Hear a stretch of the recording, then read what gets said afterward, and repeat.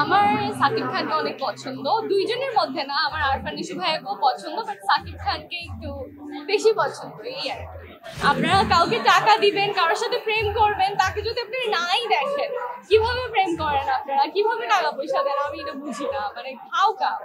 Content ক্রিয়েশনটা শুরু হয়েছে, আমি খুব ছবি তুলতে পছন্দ করতাম। আমি ইনস্টাগ্রামে প্রথমে অ্যাকাউন্ট খুলি অ্যান্ড ওইখানে হচ্ছে যে ছবি তোলা স্টার্ট করি, ছবি আপলোড করা স্টার্ট করি, অ্যান্ড মানুষ আমাকে পছন্দ করে, মানুষ অনেক লাইকস দেয়, অনেক ফলোয়ার্স বাড়ে। তো যখন একটা টাইমে 1-2 লাখ ফলোয়ার্স হয়ে যায়, তখন আস্তে আস্তে ব্র্যান্ড প্রমোশনের সাথে যুক্ত হই, টাকা পয়সা আর্ন করা শুরু করি, অ্যান্ড আস্তে আস্তে ওইটা এখন প্রায় 4,90,000 ফলোয়ার্সে যুক্ত হয় আর কি। আমাকে নিয়ে বিভ্রান্তি, অনেকে আমার নামটাই ঠিকভাবে জানে না, মানে আমাকে অনেকেই চেনে, আমার চেহারাটা অনেকেই চেনে, বাট আমার নামটা ঠিকঠাক জানে না, কারণ আমার ফেক অ্যাকাউন্ট অনেক বেশি। ফেক অ্যাকাউন্ট অনেক ধরনের নাম দিয়ে ফেক অ্যাকাউন্ট ক্রিয়েট করা হয়, অ্যান্ড সো আমি আমার বলতে চাই, আমার নাম সঞ্জিদা ইসলাম সাইমা, আমি কন্টেন্ট ক্রিয়েশনের সাথে যুক্ত। ফেসবুকে কন্টেন্ট বানাই, আপনারা যেটা ভালোবাসেন, যার কারণে আজকের এই অ্যাওয়ার্ড।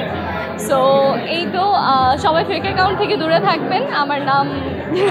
আমার নাম অনুযায়ী যে পেজটা আছে, ওই পেজে সবাই ফলো করবেন, অন্যগুলো এটাই আমার কথা, যে ফেক অ্যাকাউন্টে ফেক অ্যাকাউন্টের সাথে টাকা পয়সা লেনদেন করা, ওইটা মোটেও আমার ফল্ট না।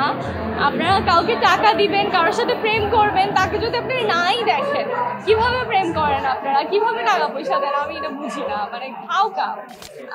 সবাই তো চায় যে যেখানে আছে সেটা থেকে অনেক উপরে। সো আমিও চাই, হোপফুলি ইনশাল্লাহ আমি হয়তো অভিনয় জগতে আসতে পারি, যদি কোনো ভালো পাই। সো এই আর কি। আমার জন্য অভিনেতা বা কো অ্যাক্টর ইম্পর্টেন্ট, বাট এত ইম্পর্টেন্ট না যে আমি সবার সামনে বলবো। এই বিতর্কতে আমি জড়াতে চাই না ভাইয়া, এই বিতর্কতে আমি যেতে চাই না। আমি ভালো কিছু করতে চাই। আমার সাকিব খানকে অনেক পছন্দ, দুইজনের মধ্যে না, আমার আরফান নিশু ভাইয়াকেও পছন্দ, বাট সাকিব খানকে একটু বেশি পছন্দ। এই আর কি। সাকিব ভাইয়ের কোন কোন দিক ভাল লাগে? আচ্ছা, প্রথমত আমার মনে হয় ওনার যে অ্যাটিটিউড, ওনার যে পার্সোনালিটি, ওইটা অনেক সুন্দর। উনি সবকিছু নিয়ে কন্ট্রোভার্সিতে তো জড়ায় না, মানে ওনাকে নিয়ে হয়, বাট উনি খুব বেশি কথা বলে না। এই যে ভাল লাগে, অন্য কেউ ওনার জায়গায় থাকলে হয়তো অনেক বেশি কথা বলতো, অনেক বেশি ক্লিয়ারিফিকেশন দিত মানুষজনকে। সো ওনার এই পার্সোনালিটিটা সুন্দর। শাবানা ম্যামকে আমার অনেক পছন্দ, ওনাকে দেখেছি, ওনার মুভি দেখেছি ছোটবেলায়।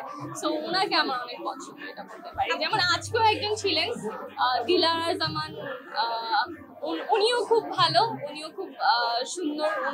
ওনার কথা, আজকে যখন উনি স্টেজে উঠেছিলেন, সবার সামনে স্পিচ দিচ্ছিলেন, এখনো উনি এত স্পষ্টভাবে কথা বলে, ওটা অনেক ভালো লাগছে।